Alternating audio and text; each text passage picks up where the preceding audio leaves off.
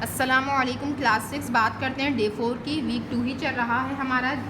तो यहाँ पर आपको डे 4 में क्वेश्चन नंबर 10-7 करना है। एक्सरसाइज 1A का page number 14 in NP with index. Index का बार बार मैंने हर डे में आपको मेंशन किया because of the your work, ताकि आपका काम के साथ साथ इंडेक्स मेंटेन करते रहो डेट की प्रॉपर डेटिंग के साथ। ये प्लीज़ लाजमी इंडेक्स को मद्देनजर रखिएगा।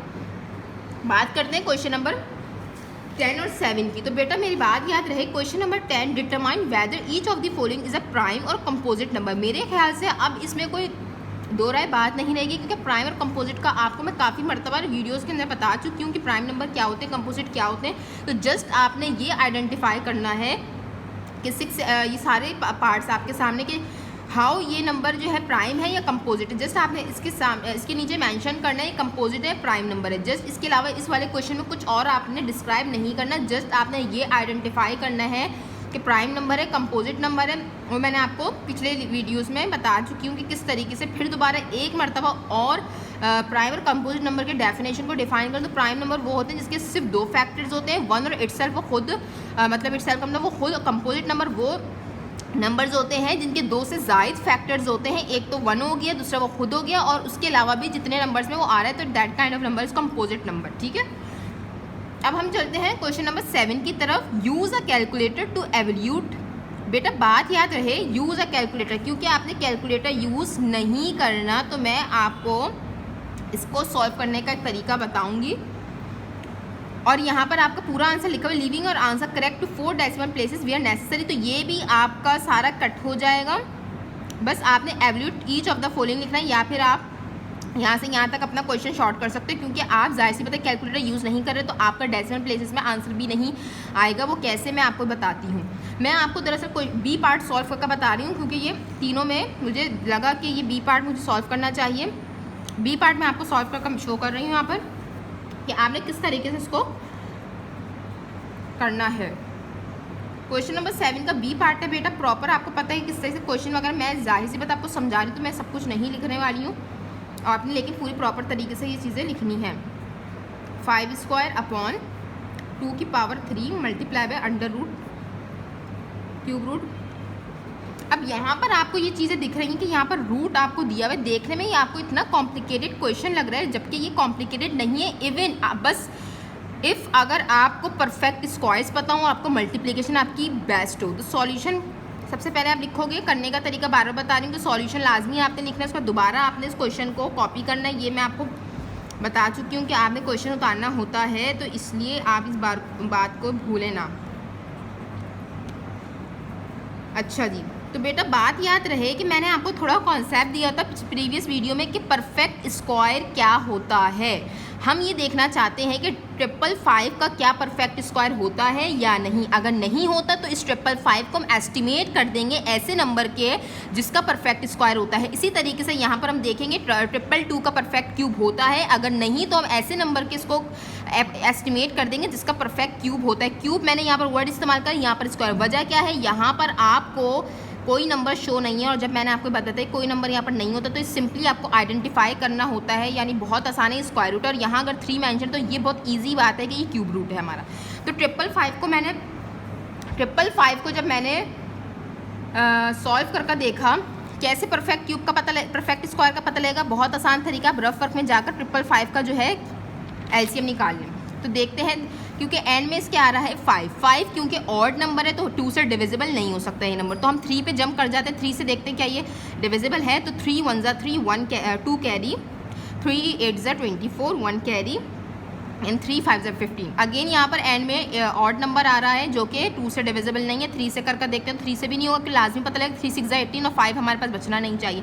5 पे जंप करते हैं, 5 से लाजमी हो जाएगा यूँ। एंड में 5 आ रहा है क्योंकि 5 3 ज़ा 15, 3 कैरी क्योंकि 18 था, तो 5 7 ज़ा 35 और 37 1 ज़ा 37। अब मैं आपको एक आसान तरीका बताती हूँ, क्योंकि हमें इसका देखना था 555 का क्या परफेक्ट स्क्वायर होता है। तो आप यहाँ से फैक्टर्स देख लो, कहीं पर पेयरिंग नहीं हो रही, किसी भी नंबर की पेयरिंग हो ही नहीं रही। इसका मतलब है 555 परफेक्ट स्क्वायर नहीं है। अब क्या करें, इस 555 किस नंबर के क्लोजेस्ट करें जिसका परफेक्ट स्क्वायर होता है। तो मैं आपको, क्योंकि बहुत सारे नंबर्स हैं, इस तरीके से बहुत लंबी वीडियो हो जाएगी, तो मैं आपको नंबर एक बताती हूँ जो कि है 576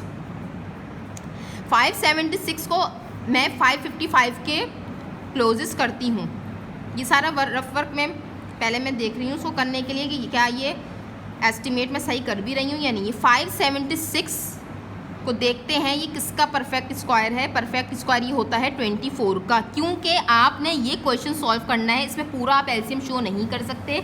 तो जस्ट मैं आपको ये बताऊंगी 576 इसका परफेक्ट स्क्वायर है 24 का। तो आप यहाँ पर इस पूरे अंडर रूट 555 को अंडर रूट 576 के एस्टिमेट कर रहे हो। क्यों कर रहे हो वजह बता दी, क्योंकि 555 का परफेक्ट स्क्वायर नहीं होता।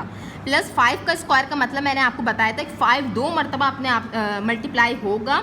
5 2 नहीं है बेटा, ये बच्चे बहुत कंफ्यूज होते हैं इसमें कि ये 5 को 2 से मल्टीप्लाई कर देते हैं। इसका मतलब ये नहीं होता, इसका मतलब होता है अगर किसी के ऊपर पावर है, कोई भी पावर है, जिस 5 के ऊपर 2 पावर, तो इसका मतलब 5 2 टाइम्स अपने आप से ही मल्टीप्लाई होगा। ये नहीं कि आप 5 2 कर रहे हो, ये बहुत गलत चीज़ है। तो ये 5 2 टाइम्स अपने आप से ही मल्टीप्लाई होगा। इसी तरीके से यहाँ पर 2 के ऊपर 3 है तो 2 3 नहीं होगा, बल्कि 2 multiply by 2 multiply by 2। Multiply का साइन बिल्कुल एज इट इज़ ऐसे ही रहेगा, प्लस का साइन वैसे ही रहा था। यहाँ पर अब आती है बात 222 की। 222 का क्या परफेक्ट क्यूब होता है, तो वही हम कर देख लेते हैं। ऐसे ही सारा मैं रफ वर्क में क्यों कर रही हूँ, ताकि आपको क्लियर हो कि परफेक्ट क्यूब क्या होता है इसका या नहीं। 2 1 2 2 1 2 2 1 2 क्योंकि एन में 2 है। इसके बाद हम देखते हैं कि ये 3 से डिविजिबल है। 3 क्योंकि मैं जल्दी कर रही हूँ, वीडियो बहुत ज़्यादा लेंथी ना हो जाए, तो ये खुद आप देख लीजिएगा। 3 3 9, 2 कैरी 3 7 21। अब ये 37 से ही जाएगा, जाहिर सी बात है। तो आपने क्या देखा कि कोई भी फैक्टर ऐसा नहीं है जिसकी पेयरिंग हो रही है। इट मीन्स कि 222 किसी का परफेक्ट स्क्वायर नहीं है। अब 22 किसका, सॉरी परफेक्ट स्क्वायर बोल दिया मैंने, परफेक्ट क्यूब, क्योंकि यहाँ पर क्यूब की बात हो रही है। तो 222 किसका परफेक्ट क्यूब है, तो बेटा मैं आपको यहाँ नंबर बता देती हूँ कि 6 मल्टीप्लाई बाय 6 मल्टीप्लाई बाय 6 जब हम मल्टीप्लाई करते हैं तो हमारा जो आंसर आता है वो आता है 216। इट्स मीन दैट कि 216 परफेक्ट क्यूब है हमारा 6, क्योंकि इसका आंसर 6 होगा।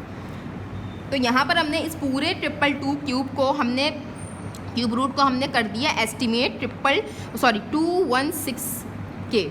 अब इससे में फ़ायदा क्या हुआ, इससे में फ़ायदा ये हुआ कि बेटा जो चीज़ परफेक्ट स्क्वायर नहीं था, लेकिन यहाँ पर हमने इसको एस्टिमेट कर दिया, तो हमें इससे फ़ायदा ये हुआ कि 576 का हमें परफेक्ट नंबर मिल गया, परफेक्ट होल नंबर मिल गया, जो कि 576 किसका है, 24 का। आप चाहो तो इसको निकाल भी सकते हो अपनी आसानी के लिए, रफ वर्क में आपको पता लग जाए कि किस तरीके से 24 है, क्योंकि आपने यह पूरा एलसीएम शो नहीं करना, इसकी स्ट्रैटेजी चेंज है। तो आप ये सारा वर्कआउट अपना रफ वर्क में कर सकते हो। तो यहाँ पर जो है ये 24 आ गया, क्योंकि स्क्वायर रूट इसका क्लियर होकर सॉल्व होकर 24 ही आएगा। आप चाहो तो कर सकते हो। प्लस 5 5 25 सिंपल, 2 2 4, 4 2 8, यहाँ पर 8 आ गया। मल्टीप्लाई बाय, क्योंकि ये हम चीज़ सॉल्व करनी है पूरी, आप चाहो तो रफ वर्क में करनी नहीं है, इसके अंदर आपने शो नहीं करनी, रफ वर्क में अपनी देखने के लिए कि वाकई में 6 इसका क्या परफेक्ट स्क्वायर है या नहीं। तो ये आपका 6 इसका इस वाले हिस्से का एरिया का नंबर है। अब यहाँ पर ये दोनों प्लस होंगे बेटा। सबसे पहले 24 और 25, जाहिर सी बात है 25 और 25 50 होता है, 1 नंबर माइनस कर दें तो हो गया हमारा 49। 8 6 यहाँ प्लस हो रहे हैं या मल्टीप्लाई हो रहे हैं, कन्फ्यूज नहीं होगा। 8 6 48। अब यहाँ 49 48 आपका वैसे तो देखने में आपका आंसर आ चुका है, लेकिन बेटा एक बात याद रखिएगा, ये मैंने आपको एक बात बताई 5 क्लास में भी, जब भी हमारा डिनोमिनेटर हमारा जब भी बड़ा होता है, डिनोमिनेटर जो हमारा छोटा होता है न्यूमरेटर से, पहले तो हम ये देखते हैं कि ये सिंप्लीफाई हो रहे हैं तो इट्स ओके। लेकिन अगर ये सिंप्लीफाई नहीं हो रहे, जैसे 49 और 48 एक साथ किसी टेबल में आते ही नहीं, तो हम अपने कोई आंसर लाने के लिए इसको मिक्स नंबर में चेंज कर देते हैं। मिक्स नंबर आपको पता है कि क्या होता है। मिक्स नंबर के लिए हम डिवीजन मेथडोलॉजी अप्लाई करते हैं। लाइक 49 ऊपर वाला नंबर हमेशा न्यूमरेटर हमेशा हम अंदर लिखते हैं, और 48 हम जो हमारा डिनोमिनेटर होता है हम बाहर लिखते हैं। 48 1 48 और हमारे पास बचेगा 1, तो हम इसको मिक्स नंबर की फॉर्म में लिख देंगे।